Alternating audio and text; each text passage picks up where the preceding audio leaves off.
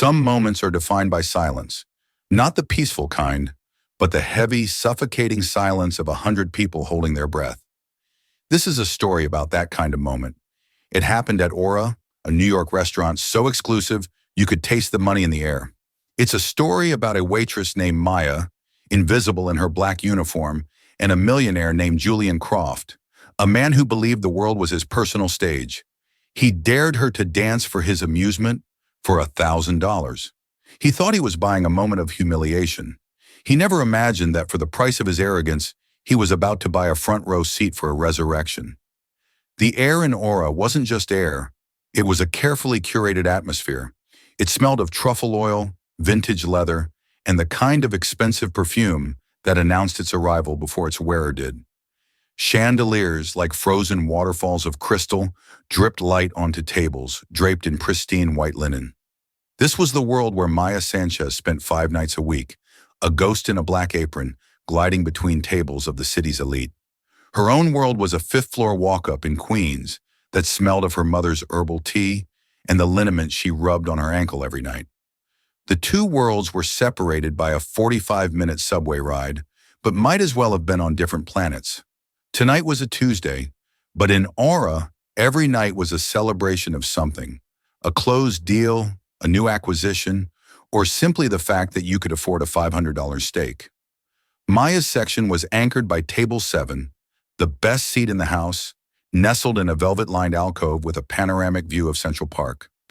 Tonight, it was occupied by Julian Croft and his entourage. Maya knew the type. She'd served dozens of them. Julian Croft was a tech mogul, one of those disruptors who had made billions before his 30th birthday. He had a face that belonged on a magazine cover, sharp jaw, arrogant blue eyes, and hair that was artfully messy. He radiated a restless, predatory energy, his eyes constantly scanning the room. Not for beauty, but for things to conquer or consume. With him was Tiffany Vandermeer, a woman who looked less like a person and more like an Instagram filter brought to life.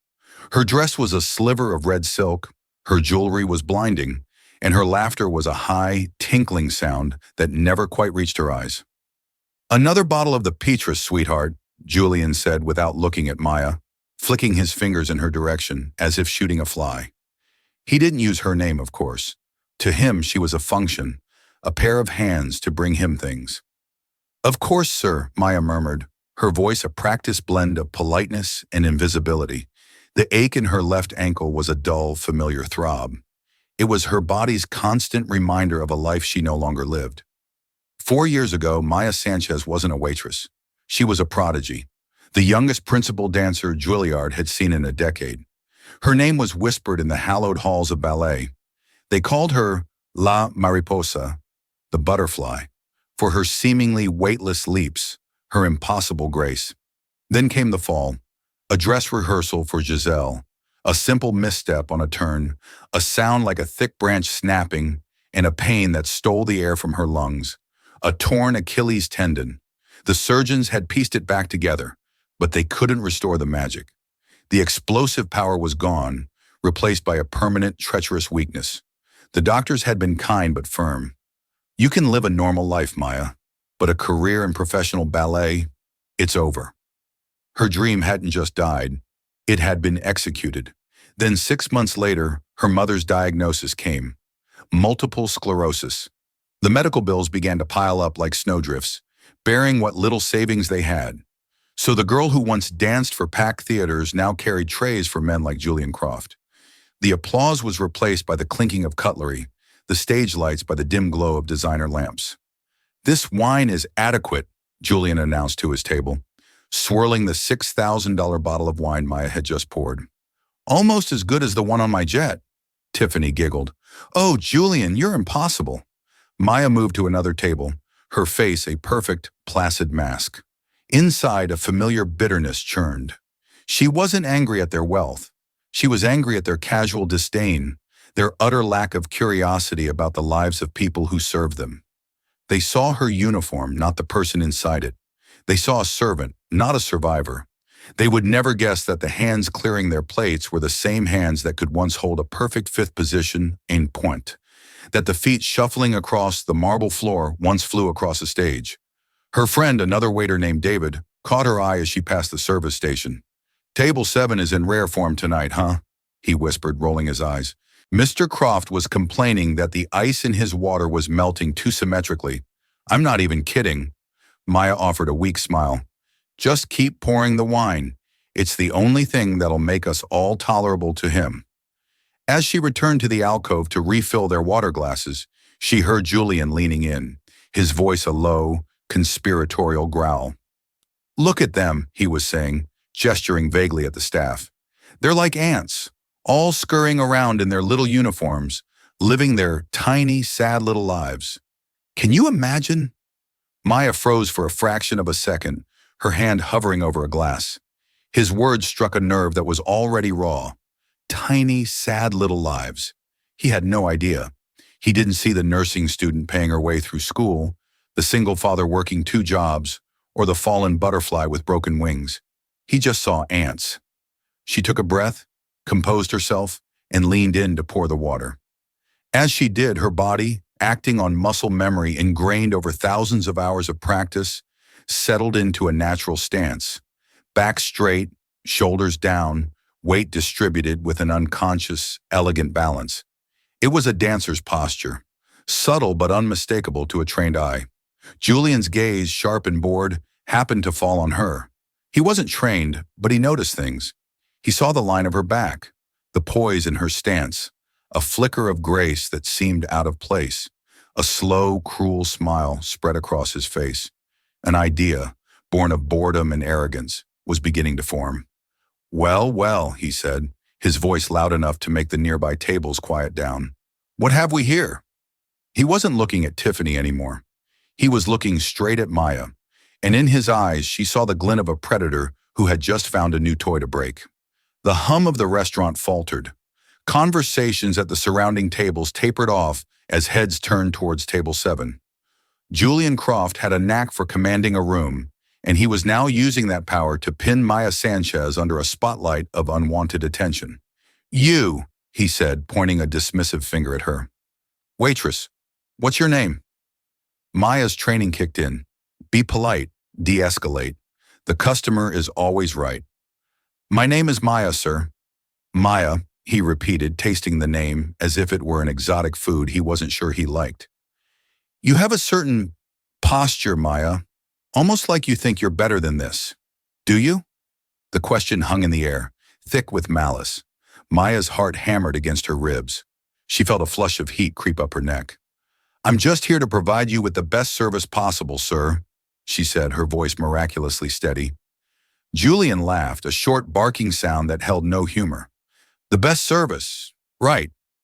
He leaned back, steepling his fingers, enjoying the show he was creating. "I'm bored, Maya. This whole evening is boring. The food is boring. The conversation," he shot a pointed look at his friends, "is boring." Tiffany placed a perfectly manicured hand on his arm. "Julian, darling, don't make a scene." He brushed her off. "I'm not making a scene, my dear. I'm creating an experience." His cold blue eyes locked back onto Maya. "I have a proposition for you, a little game to liven things up." The restaurant manager, a perpetually anxious man named Mr. Dubois, began to glide over, sensing a problem. But Julian waved him away with an imperious gesture. And Mr. Dubois, knowing who paid the bills that kept Aura afloat, hesitated and stopped a few feet away, wringing his hands. "The band over there," Julian said, nodding toward the small jazz trio playing softly in the corner, "is depressingly mellow. I bet they could play something with a little more fire, if I asked them to." He paused, letting the tension build. "And I bet for the right price, you'd dance for us." A collective gasp, quiet but audible, rippled through the nearby tables. David, from across the room, looked on with a mixture of horror and fury. This wasn't just a rude customer. This was a public humiliation. Maya felt the blood drain from her face. Dance? He wanted her to dance? Here, in her worn-out non-slip work shoes, on a marble floor, for his amusement. The request was so absurd, so cruel it felt like a slap. He was asking her to perform like a trained monkey, to debase herself for his entertainment. "Sir, I don't think that would be appropriate," she stammered, her professional mask finally cracking. "Oh, I think it would be very appropriate," Julian countered, his smile widening. He reached into his jacket and pulled out a thick, crocodile leather wallet. He deliberately extracted a crisp stack of $100 bills, held together by a gold money clip. He peeled off 10 of them and fanned them out on the table. $1,000, Maya, for one dance. 3 minutes of your time. The money lay there, green and arrogant. $1,000. It was half her monthly rent. It was 3 months' worth of her mother's expensive medication. It was a lifeline, offered as an insult. Her mind reeled. Every instinct screamed at her to say no, to throw a glass of water in his smug face and walk out. But the image of the overdue pharmacy bill flashed in her mind. The worry in her mother's eyes when she asked if they could afford the new prescription. This wasn't about pride anymore. It was about survival. But it was the dancing itself that terrified her. She hadn't truly danced in 4 years. Not since the fall. She would occasionally stretch in the privacy of her small apartment, moving through old routines, but her body was a landscape of ghosts. The memory of the snap, the searing pain, was a phantom limb that still ached. Her ankle was a traitor, a ticking time bomb she didn't dare test. To dance in public again, under this kind of pressure, felt like tempting fate, like inviting the disaster to strike again. "What's the matter, Maya?" Julian goaded, his voice dripping with condescension. "Got 2 left feet? I thought all you people had rhythm." The casual racism was the final straw. It wasn't just about the money anymore. It wasn't just about the humiliation. It was about the word dance. For so long, that word had been synonymous with pain and loss. It was the ghost that haunted her. But before that, it had been her soul. It had been her voice, her joy, her reason for being. Julian Croft was trying to tarnish the most sacred thing she had ever lost, to turn it into a cheap spectacle. He thought he was mocking a waitress. He had no idea he was taunting a fallen queen in exile. From a quiet corner table, an elderly woman watched the scene unfold with sharp, intelligent eyes. She was impeccably dressed in a Chanel suit, her silver hair styled in an elegant chignon. She had been dining alone, observing the room with the quiet authority of someone who had seen it all. This was Madame Helene Dubois, a legendary choreographer and the notoriously harsh critic from the New York Ballet. Her presence in any room was an event, though few in this crowd of new money would have recognized the titan of the dance world sitting among them. She sipped her water, her expression unreadable, but her gaze was fixed intently on the waitress. Maya looked from Julian's sneering face to the $1,000 on the table, and then she looked inward, into the wreckage of her past. A tiny defiant ember, long dormant, began to glow. He wanted a show. He wanted to see her dance? Fine. She took a deep breath, the air filling her lungs with a resolve she hadn't felt in years. She was going to dance, not for his money, not for his amusement. She was going to dance for the girl whose wings had been clipped, for the dream that had been stolen.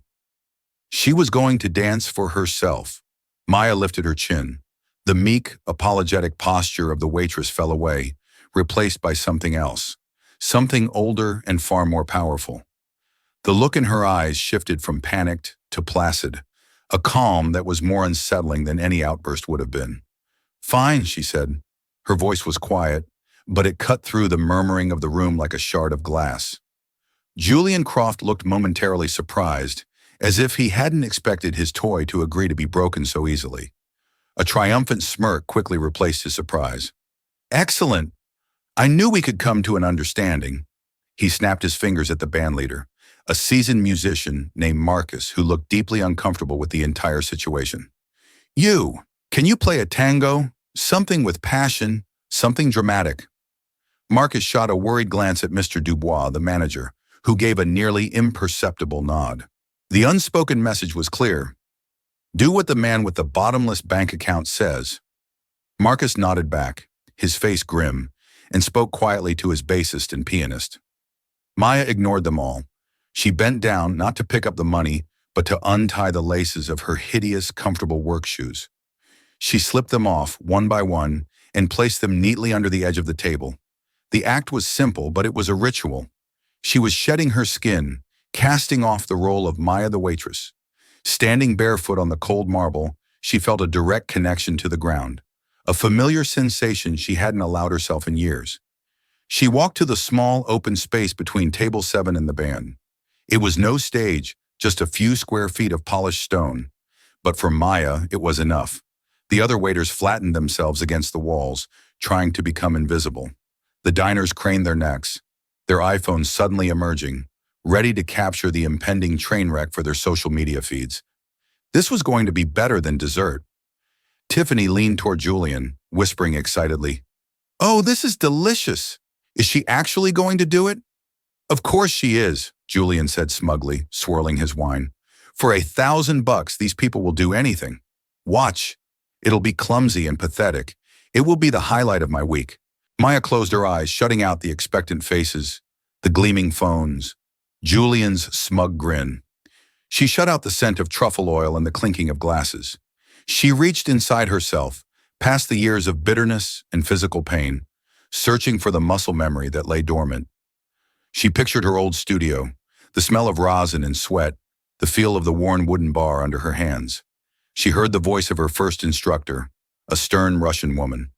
"The dance is not in your feet, Mayachka. It is in your soul.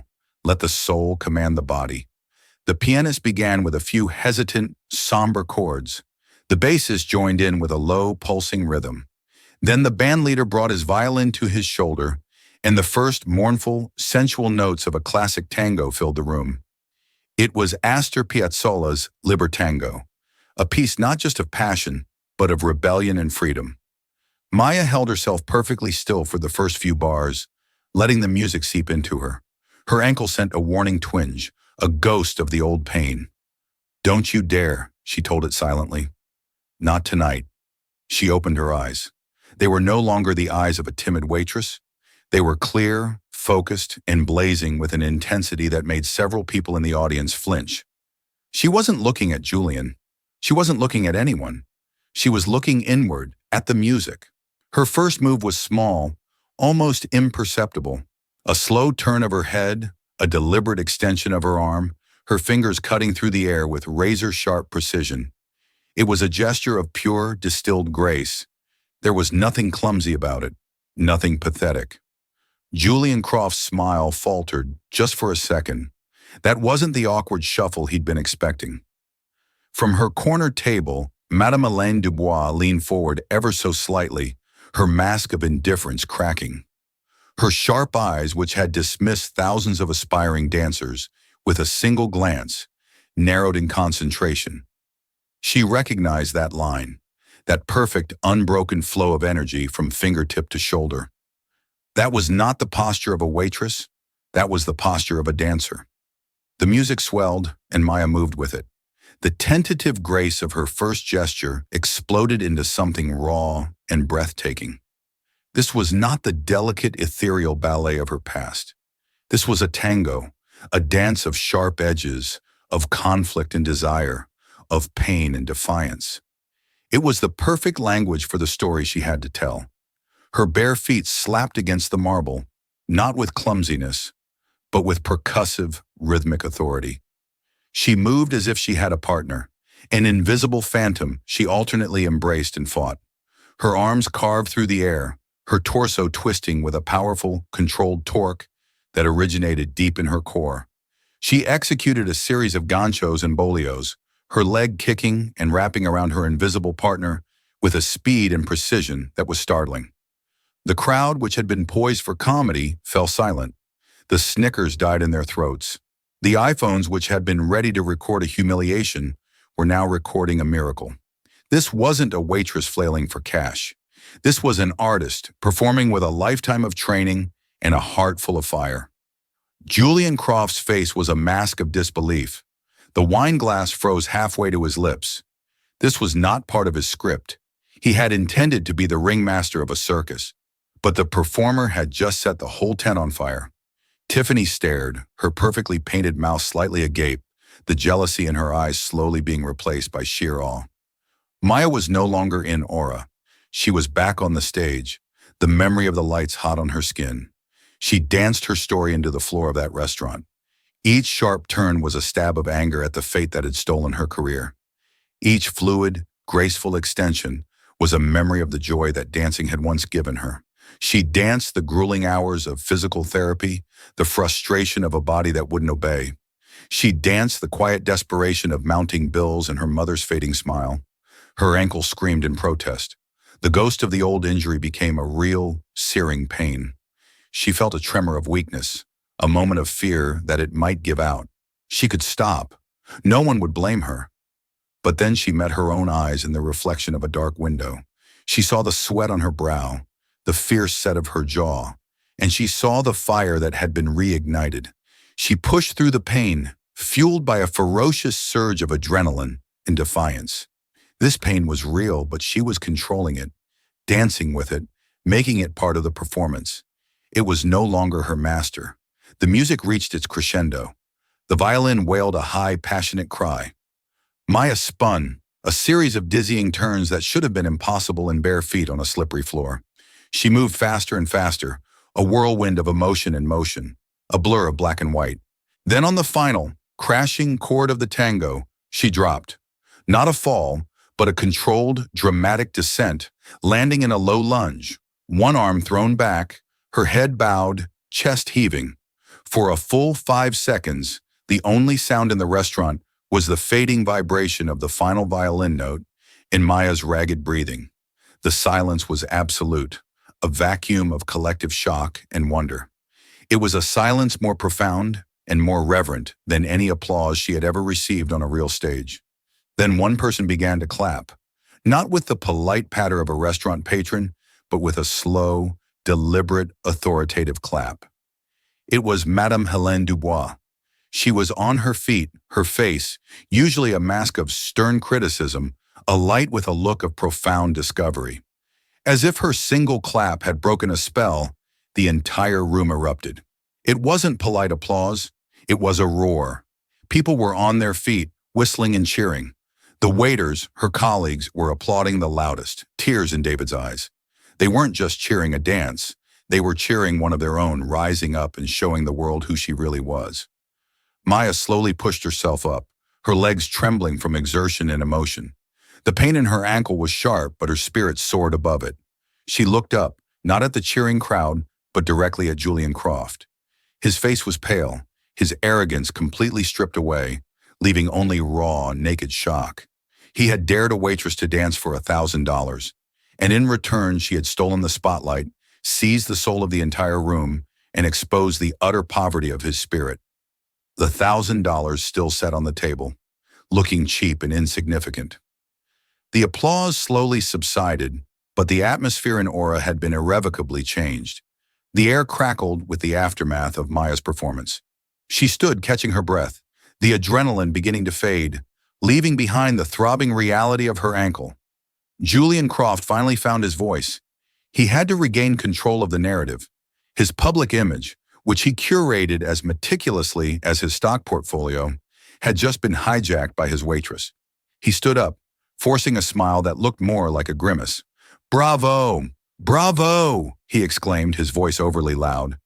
He clapped a few more times as if he had been the producer of this magnificent show all along. "Truly spectacular. I knew you had it in you. I have an eye for talent, you see."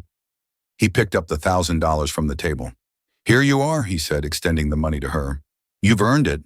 In fact," he added, his mind racing, "I might have a job for you. My company, Croft Innovations, hosts a lot of corporate events. We could use an entertainer. I'll pay you double this for my next party." He was trying to frame it as a business transaction, to turn her art back into a commodity he could own and control. He was offering her a job as a party trick, a dancing monkey he could trot out to impress his clients. Maya looked at the money in his hand, then back at his face. The fear was gone. The timidity was gone. All that remained was a quiet, unshakable dignity. "No, thank you, Mr. Croft," she said, her voice clear and steady. "I'm not for hire." She turned and walked, barefoot and limping slightly, away from his table. She didn't even glance at the money. By refusing it, she had rendered his power, his entire worldview, meaningless. He hadn't bought a dance. She had given a performance, and it was not for him. The $1,000 was no longer a prize. It was a pathetic monument to his misjudgment. Julian was left standing there, hand outstretched, the money looking foolish in his grasp. The silence that followed her refusal was more damning than any insult. Tiffany stared at him, a new critical expression on her face, as if seeing him for the first time not as a titan, but as a small man who had just been effortlessly put in his place. As Maya reached the edge of the service area, a quiet voice stopped her. "Mademoiselle," she turned. The elegant older woman from the corner table, Madame Hélène Dubois, was standing before her. Her eyes, the color of faded denim, were sharp and missed nothing. They scanned Maya from head to toe, not with judgment, but with the critical, appraising eye of a master craftsman examining a long-lost work of art. "That was not a waitress's dance," Madame Dubois stated, her voice having a faint, regal French accent. "That was the dance of a soul in exile. The tango was magnificent, but the foundation, the line, the control, that is pure Vaganova method. Juilliard, yes?" Maya was stunned into silence. This woman saw through the waitress uniform, past the tango, and straight into the core of her classical training. "Yes," Maya whispered. "A long time ago. 4 years, I believe," Madame Dubois continued, her gaze now fixed on Maya's left ankle. "I remember the reviews for your student showcase performance of Don Quixote. They said a new star was born. And then, nothing. The fall." Maya's heart felt like it had stopped. This woman knew who she was. You know me?" "I know talent when I see it, Mademoiselle Sanchez. It is my business to know," she said. She reached into her handbag and produced a simple, elegant business card. "The body remembers what the mind wishes to forget. What I saw tonight was not a memory. It was a fire that has been banked, not extinguished. The technique is rusty, the injury is a clear obstacle, but the spirit, that is something that cannot be taught." She pressed the card into Maya's hand. "My private studio. Be there tomorrow morning, 8 o'clock sharp. Wear proper attire. We will see if that fire is enough to rebuild the temple."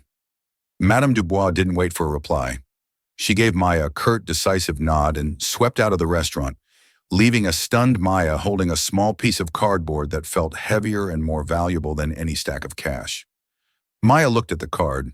It read, "Hélène Dubois, Artistic Director, Phoenix Dance Theater." Phoenix, the mythical bird that rises from its own ashes. In the storeroom, David helped her wrap her ankle in ice. "Maya, what was that? Who was that woman?" Maya could only shake her head, a slow, dawning smile spreading across her face. Tears welled in her eyes, but for the first time in 4 years, they weren't tears of sorrow or pain. They were tears of hope. She had walked into Aura that evening as a waitress, a ghost haunted by the past. She would walk out as something else entirely. The next morning, the world felt different. The gray light filtering through her Queens apartment window seemed less oppressive. The subway ride to Manhattan wasn't a commute to a job. It was a journey toward a ghost. Her ankle was swollen and screaming, a painful protest against the abuse of the previous night. Every step was a battle. The address on the card led her to a nondescript building in Hell's Kitchen. Inside, however, was a world-class dance facility. The studio was vast, with floor-to-ceiling mirrors and gleaming hardwood floors. The air smelled of Rosanne, clean sweat, and discipline. It was the smell of home. Madame Hélène Dubois was waiting for her. She was dressed in simple black leggings and a tunic, her silver hair pulled back tightly. She looked less like a diner and more like a drill sergeant. "You are late," she said, glancing at the clock. It was 8:02 a.m. "I'm sorry, madame. The subway," Maya began. "Excuses are for amateurs," Dubois cut her off. "The ankle. Let me see it." Maya sat, and with clinical precision, Dubois examined her ankle. Her touch was firm, knowledgeable. "There is scar tissue, weakness in the stabilizing muscles. You have favored it for too long. Pain is your new partner. You must learn to lead it, not let it lead you." The next few hours were the most grueling Maya had endured since her initial recovery. Dubois didn't ask her to perform grand leaps or dizzying pirouettes. She took her back to the very beginning, to the bar, plies, tendus, the simplest, most fundamental movements of ballet. And it was agony. Her muscles, long used to the simple endurance of walking and carrying trays, screamed at the demand for precise, controlled movement. Her balance was off. Her turnout was weak. "Sloppy," Dubois would bark. "You are thinking like a waitress. Thinking of the next table. You must think only of the line, from the center of your being to the tip of your toe. Again." Maya's body trembled with exhaustion. Sweat poured down her face, stinging her eyes. The reflection in the mirror was a stranger, a woman struggling, failing, her movements a pale imitation of what they once were. The old despair began to creep in. She couldn't do it. The dream was truly dead. As if reading her mind, Dubois stopped the music. "You think this is punishment? This is a gift. The fall did not just break your body, Maya. It broke your pride. You were gifted. Everything came easily to you. Now, for the first time, you must fight for it. You must build your technique not on talent, but on scar tissue and will. This will make you stronger than you ever were." Meanwhile, the ripples from the incident at Aura were spreading. A video shot from a nearby table had gone viral. It wasn't the best quality, but it captured the raw power of Maya's dance and the stunned look on Julian Croft's face. The title was "Billionaire Tech Bro Dares Waitress to Dance, Get Served." The story was picked up by news outlets and gossip blogs. Julian Croft, who curated an image of being a brilliant, untouchable visionary, was now a meme. He was portrayed as a cruel, entitled bully who got his comeuppance. At Croft Innovations, the board was not pleased. His stunt was seen as a display of reckless arrogance, a liability. A major deal he'd been negotiating with a socially conscious investment firm was suddenly under review. His carefully constructed world was beginning to crumble under the weight of a 3-minute tango. Tiffany Vandermeer, seeing his social stock plummet, quietly broke off their engagement. Her allegiance was to status, and he had become a public joke. Julian found himself isolated, his sycophantic friends suddenly busy, his calls going unanswered. He sat in his penthouse apartment, watching the video of Maya's dance over and over, unable to comprehend how he had lost control so completely. He tried to buy a moment of power and had instead broadcast his own weakness to the entire world. Back in the studio, Maya knew nothing of this. Her world had shrunk to the 4 walls of the studio, to the voice of Madame Dubois, and the constant burning ache in her body. Days turned into weeks, weeks into months. It was a brutal, monotonous existence. Some days she would leave the studio so exhausted she would weep on the subway ride home. But she never missed a session. Slowly, painstakingly, a change began. The tremble in her legs lessened. Her balance improved. The line of her arabesque grew steadier, higher. She was rebuilding herself, movement by movement, muscle by muscle. She was no longer a waitress who used to be a dancer. She was a dancer, forging a new body in the fire of discipline and pain. One afternoon, after a particularly grueling session, Madame Dubois had her improvise. "No steps, no technique," she commanded. "Just move. Show me the story of the last 4 years." Hesitantly at first, then with growing confidence, Maya danced. She showed them the fall, the sterile white of the hospital, the crushing weight of the doctor's words. She danced the exhaustion of her waitress shifts, the quiet worry for her mother, the bitterness and the loss. But then the dance changed. It became the tango at Aura, the defiance, the rediscovery. It became the pain and struggle at the bar in this very studio. It ended with her standing center, not in a pose of triumph, but in a quiet stance of resilience, battered, scarred, but unbroken. When she finished, she saw that Madame Dubois was not alone. A man stood beside her, watching intently.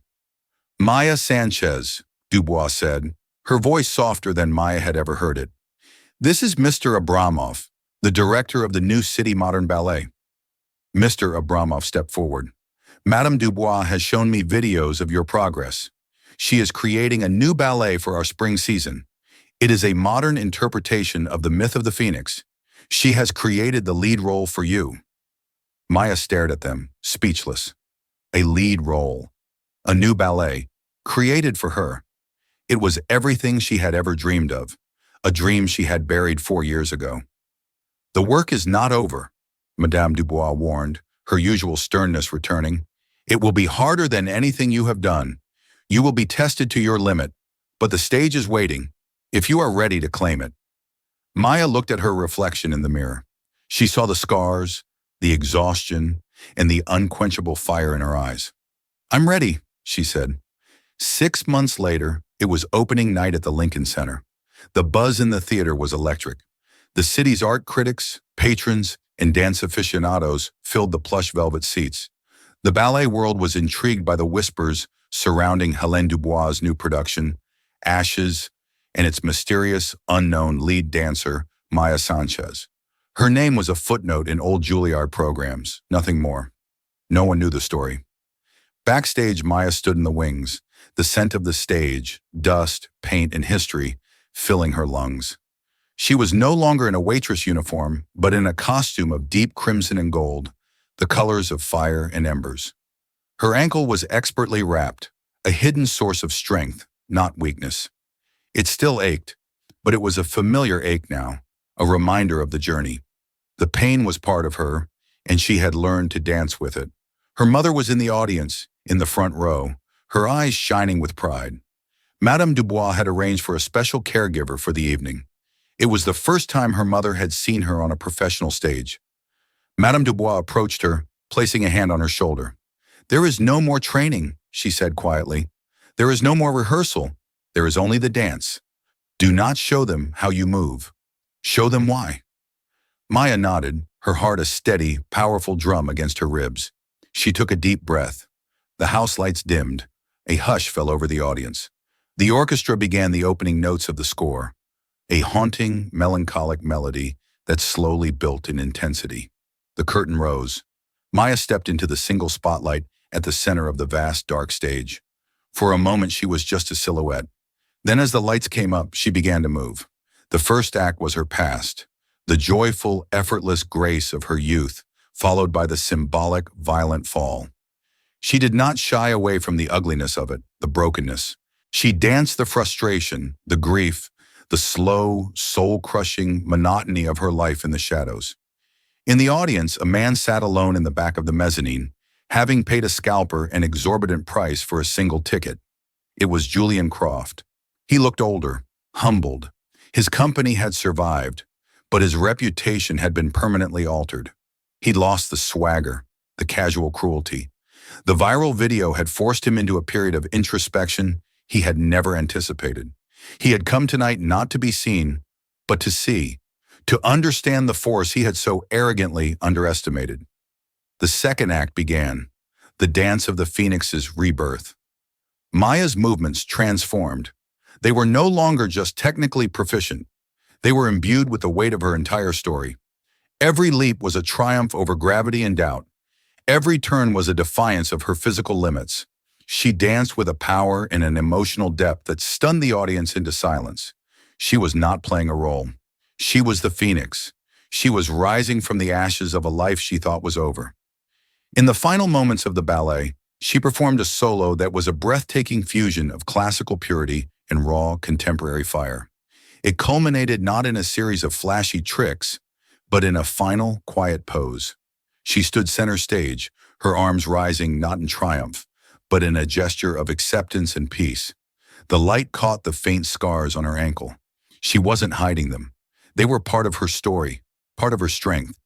The final note of music hung in the air, and then the theater exploded. The applause was a physical force, a tidal wave of sound that washed over her. It was a sound she had longed to hear for years, but it meant something different now. It was not just for her talent, it was for her resilience. As the cast joined her for the curtain call and bouquets of roses rained down on the stage, Maya Sanchez, the girl once called La Mariposa, took her bow. She was not a prodigy anymore. She was something more. She was a survivor, an artist, a woman who had walked through fire and learned to dance in the flames. From the back of the theater, Julian Croft watched, invisible in the cheering crowd. He didn't clap. He simply watched the woman he had tried to humiliate receive the adoration of the world, and for the first time in his life, he understood the difference between price and value. He had offered her $1,000, but what she possessed was priceless. The success of Ashes was not a fleeting moment. It was a phenomenon. Maya Sanchez became the city's most talked about star. Her face, a study in fierce grace, graced the cover of Dance magazine and the art section of the New York Times. The story of the waitress who tangoed was whispered as a modern fairy tale.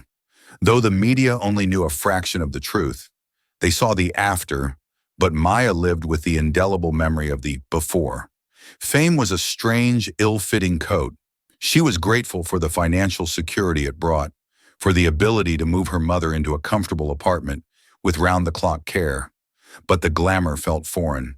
She was most at home in the sweat-soaked sanctuary of the dance studio or in the quiet moments before the curtain rose.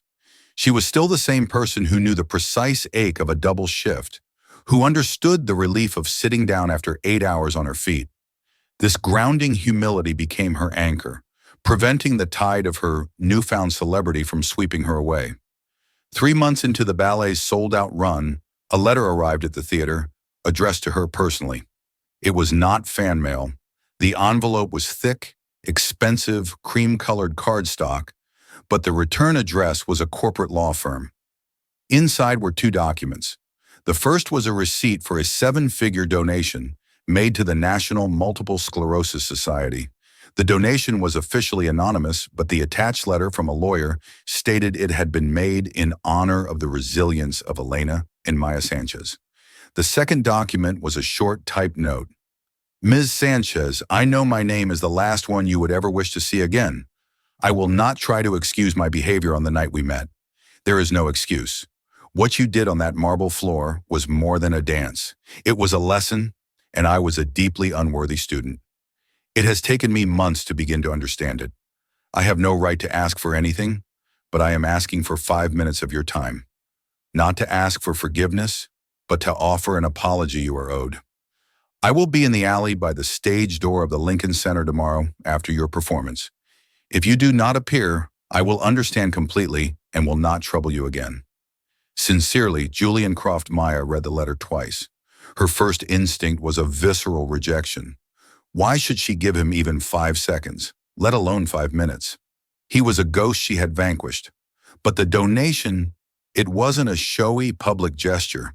It was targeted, meaningful, and anonymous to the world. It was an act of contrition, not a PR stunt.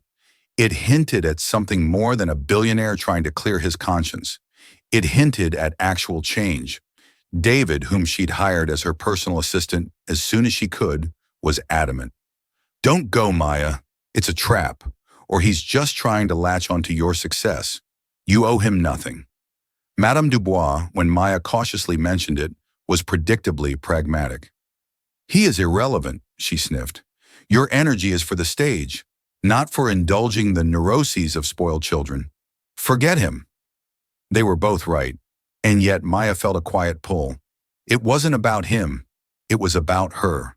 His dare had been the catalyst, the ugly, violent spark that lit the fuse of her second act. To see him again, on her terms in her territory, felt like closing a circle. It was the final step in reclaiming her own story.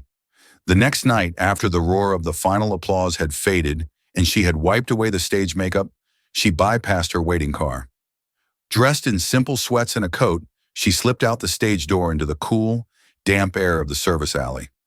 He was there, standing under the dim glow of a single security light. The Julian Croft she remembered was a peacock, all expensive tailoring and arrogant posture. The man standing in the alley seemed diminished, his shoulders slumped, his designer suit looking more like a costume he was tired of wearing. The predatory glint in his eyes was gone, replaced by a deep-seated weariness. He saw her and straightened up, but didn't approach. He waited for her to set the distance. Mr. Croft, she said, her voice neutral. Miss Sanchez, thank you for coming. His voice was different, too, quieter. I'll be brief.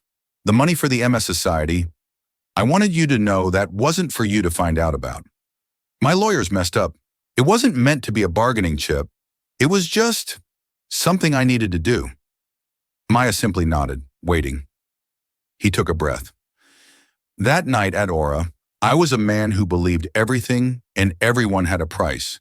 I thought I could buy anything, respect, power, even a person's humiliation. I saw you as nothing more than a prop in my own boring life.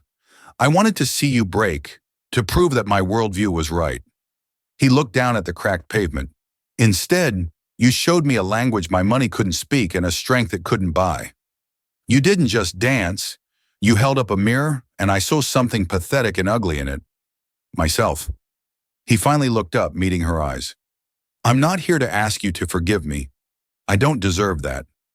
I'm here to apologize for the cruelty, for the disrespect, for my unforgivable arrogance. What I did was wrong. I'm sorry. Maya listened, searching his face for any hint of artifice, but found none. The anger she once felt had long since been burned away in the forge of Dubois' studio. In its place was a calm, clear-eyed stillness. The girl you dared to dance that night was terrified, Maya said softly, her voice echoing slightly in the narrow alley. Her body was a prison of old injuries, and her spirit was exhausted. You tried to make a spectacle of her pain, Mr. Croft. You almost succeeded. She took a step closer. But my success is not your redemption story. You weren't the instrument of my comeback. You were just the last bit of poison I had to sweat out.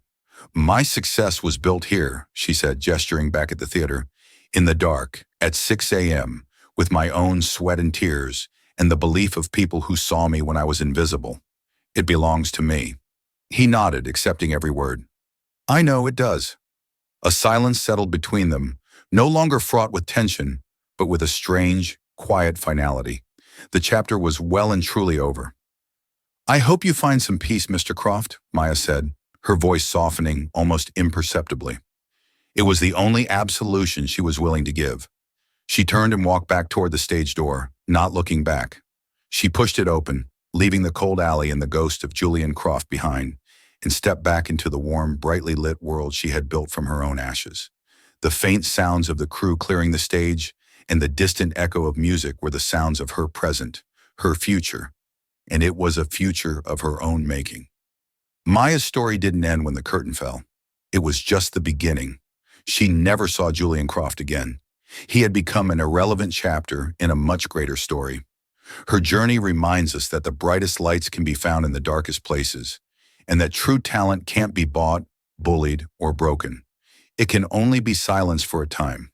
It's a powerful reminder that the person serving you coffee, driving your cab, or clearing your table might be living a life and hiding a gift you can't possibly imagine. Their stage might be hidden, but their spirit is just waiting for the music to start. So what do you think?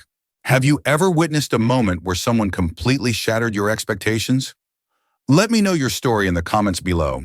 And if Maya's journey inspired you, please hit that like button, share this video with someone who needs to hear it, and subscribe for more true stories that will move your heart. Thanks for watching.